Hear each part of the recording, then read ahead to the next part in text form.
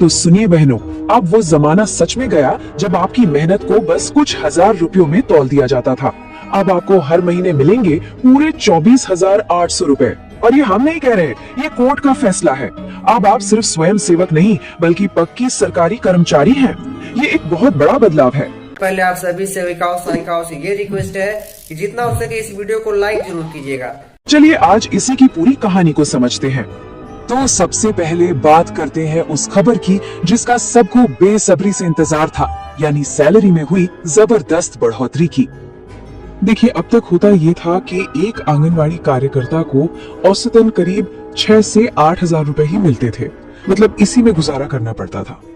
लेकिन अब ये आंकड़ा पूरी तरह से बदल गया है। नया मानदेय यानी कि नई सैलरी अब 24,800 रुपए प्रति महीने तक पहुंच गई है। सोचिए, ये सिर्फ एक छोटा मोटा इंक्रीमेंट नहीं है, ये आर्थिक सम्मान की तरफ एक बहुत बड़ा कदम है। अच्छा, इस टेबल को जरा ध्यान से देखिए।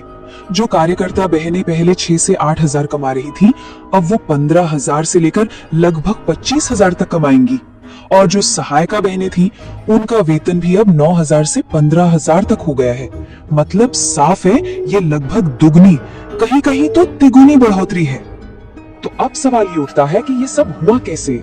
अचानक इतना बड़ा बदलाव कहां से आया? तो भाई, इस बदलाव की नींव रखी गुजरात हाईकोर्ट के एक ऐतिहासिक फैसले ने, जो 20 अक्टूबर 2023 को आया था। यही वो चिंगारी थी जिसने इस बड़े बदलाव को हवा दी। लेकिन जैसा मैंने कहा, ये कहानी सिर्फ पैसों की नहीं है, ये कहानी है सम्मान की, पहचान की। ये जो बदलाव है ना, ये सिर्फ कागजों पर नहीं है। पहले आपको स्वयं सेवक कहा जाता था, जिसे बस एक मानदेय मिलता था। लेकिन अब कोर्ट ने आपको एक सरकारी कर्मचारी का दर्जा दिया है। इसका मतलब है कि अब आपको न्यूनतम वेतन का अधिकार है, आप पेंशन और मेडिकल सुविधाओं की हकदार हैं। ये सोच का एक बहुत बड़ा फर्क है। और हाँ, इस फैसले का असर सिर्फ अभी काम कर रही बहनों पर ही नहीं, बल्कि इससे नई भर्तियों और करियर में आगे बढ़ने के भी रास्ते खुल गए हैं। इसका सीधा सा मतलब है कि अब नए मौके सामने आ रहे हैं।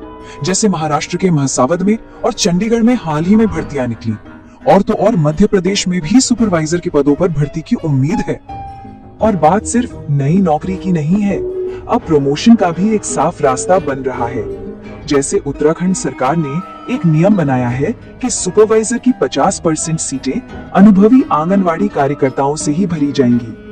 यानी अब आप मेहनत करके एक अधिकारी बनने का सपना भी पूरा कर सकती हैं। लेकिन हाँ, एक बात का ध्यान रखना बहुत जरूरी है। जहां अच्छे मौके होते हैं, वहां कुछ धोखेबाज भी आ जाते हैं।